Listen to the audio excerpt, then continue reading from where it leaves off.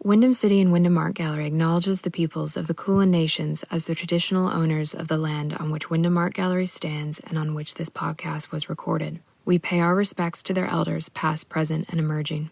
Welcome to Go Deeper, Wyndham Art Gallery's podcast channel, part of our Go Deeper program that provides an in-depth look at each of our exhibitions. Today you are listening to an abridged recording of a conversation between Maree Clarke and Dr. Megan Evans about the True Lies and Alibis exhibition. As we come to the end of this powerful and timely exhibition, we have invited powerhouse artist and former Wyndham Art Gallery co-curator Maree Clarke to reflect on True Lies and Alibis with current co-curator Dr. Megan Evans. Maree Clarke is a Yorta Yorta, Wamba Wamba, Mutti Mutti, Boonwurrung woman who has been a practicing artist working and living in Melbourne for the last 3 decades and was co-curator with Megan at Wyndham Art Gallery from 2015 to 2019, and as such was influential in the programming of this exhibition. Maree will reflect on Gough's exhibition and discuss the work in relation to her own practice, which centers on healing and reconnection to cultural heritage, as well as her personal connection to Tasmania through her ancestral ties to Trawlwoolway. Thank you, and we hope you enjoy learning more about this exhibition and that you'll tune in for future Go Deeper programming events.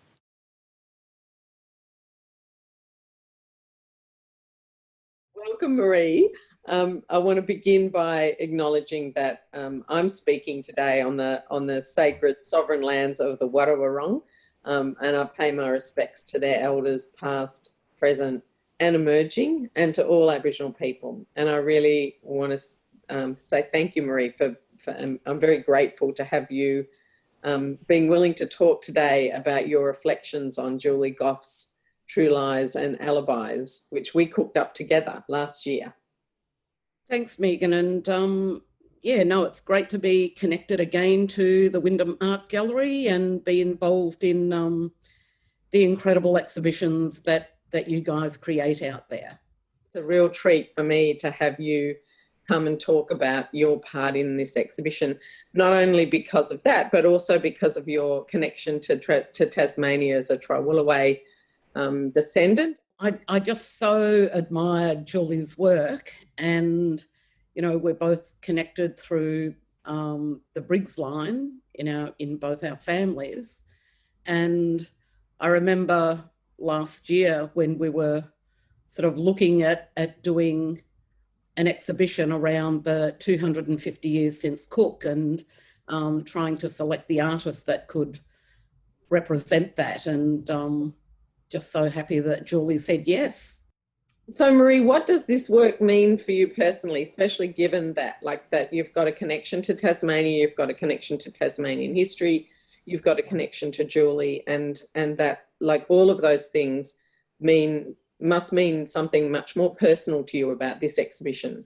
The work that both Julie and I do around mourning and loss, and I absolutely love the work like Missing or Dead. And I think to be able to put it out there and for people to recognise and understand and get the stories behind what those works are about, because it's not an easy conversation for anybody to have.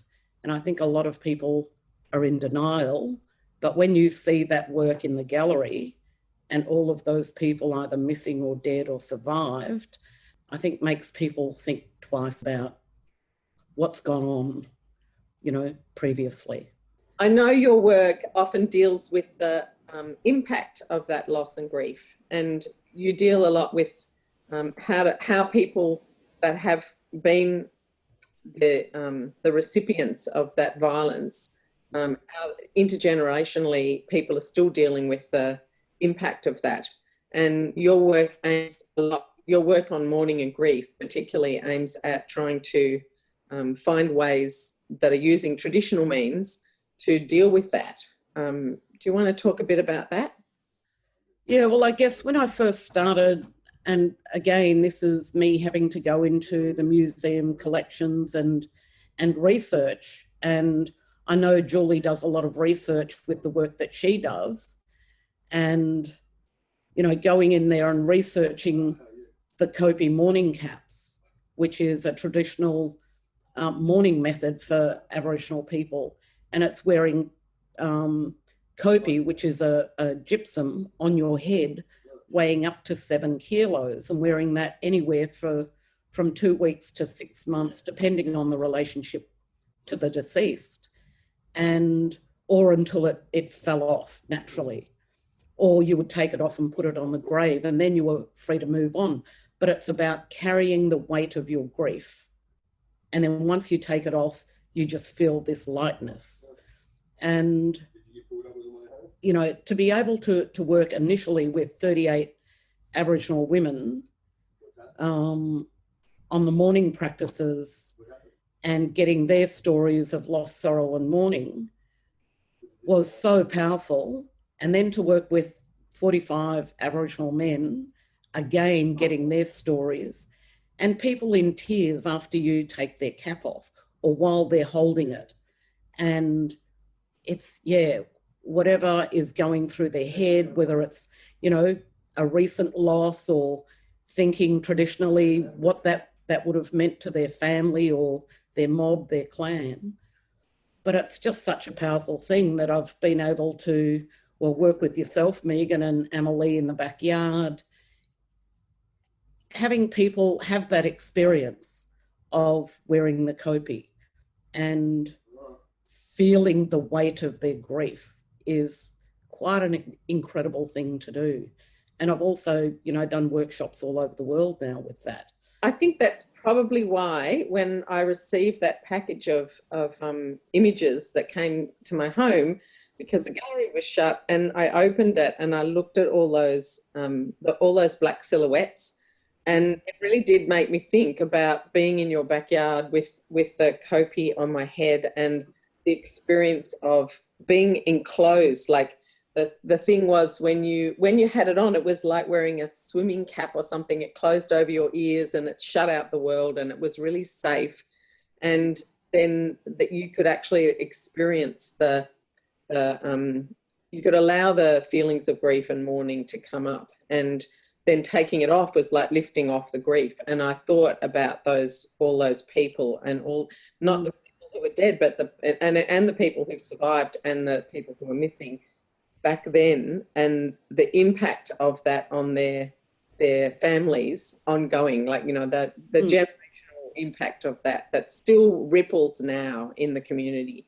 Yeah. And how important the work that you do is in relation to that. Yeah, it's like that intergenerational trauma that is just ongoing, and how do you deal with that? And, you know, there are so many different ways that we could use those particular healing workshops for that. But, you know, a little bit further down the track, I think we'll get there.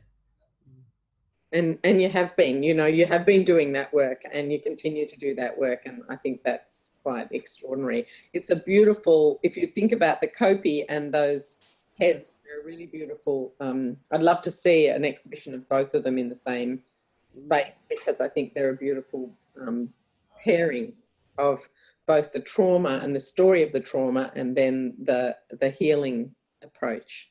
The huge piece that Julie created specifically for this exhibition, which is called Trace Evidence.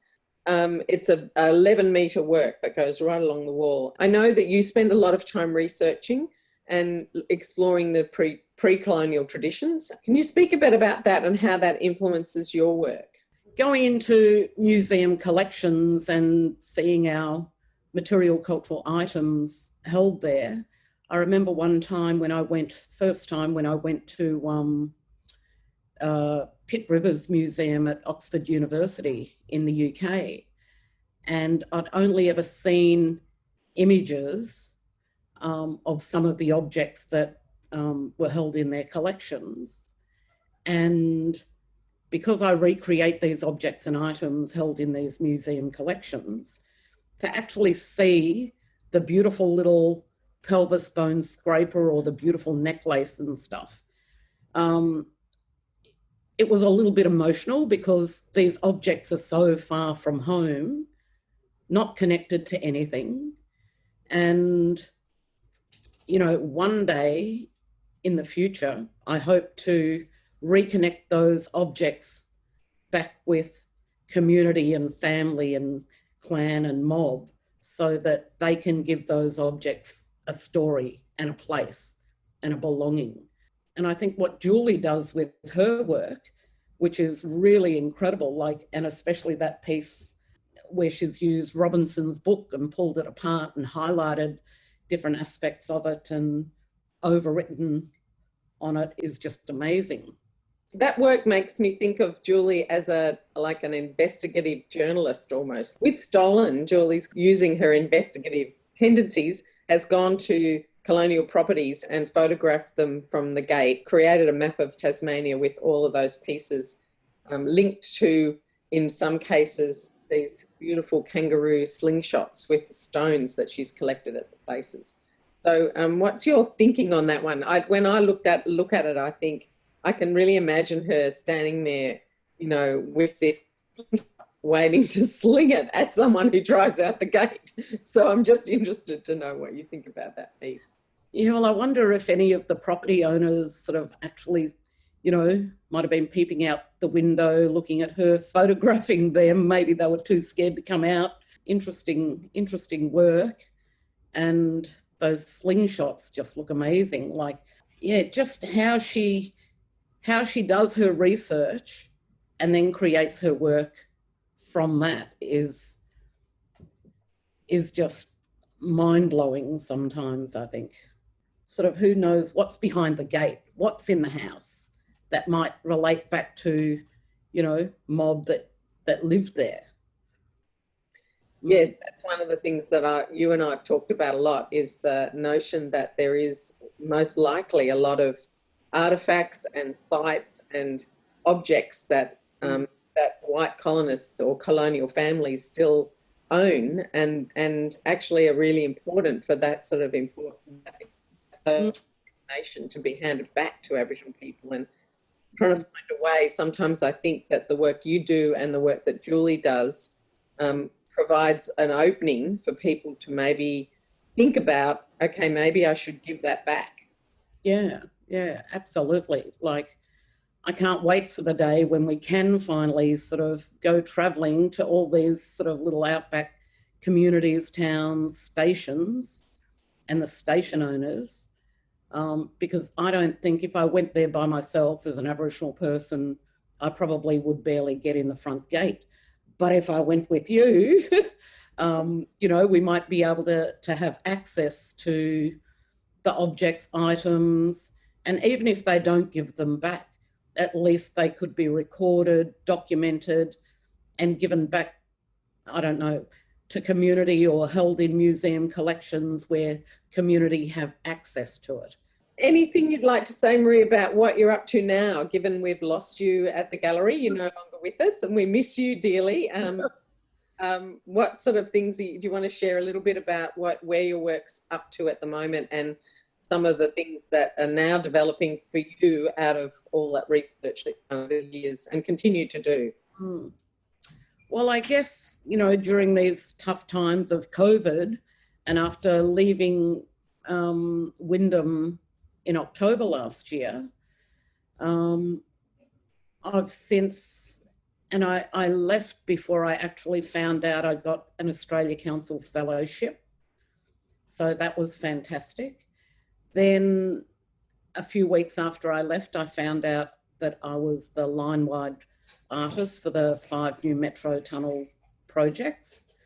And I'm also working on my solo exhibition at the National Gallery of Victoria, and I will be the first Victorian Aboriginal artist to have a solo exhibition there.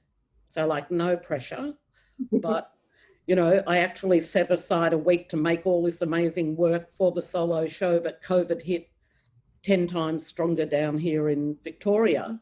So I couldn't get my family to come down. So I'm trying to think of creative ways where we can all come together and make, you know, a 60 pelt possum skin cloak, 4 40-metre river reed necklaces. You helped me create my beautiful Flemish prints, which, you know, I have to have all my work finished by October this year, ready for the catalogue. So we'll see how that goes. And just working on a few other public art commissions. So there's never nothing to do. And my house is like living in the studio, believe me. A fantastic show. So yeah, really congratulations to Julie, and thanks so much for your reflections on it. No worries. Thank you.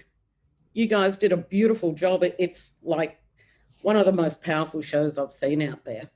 Yeah. Well done.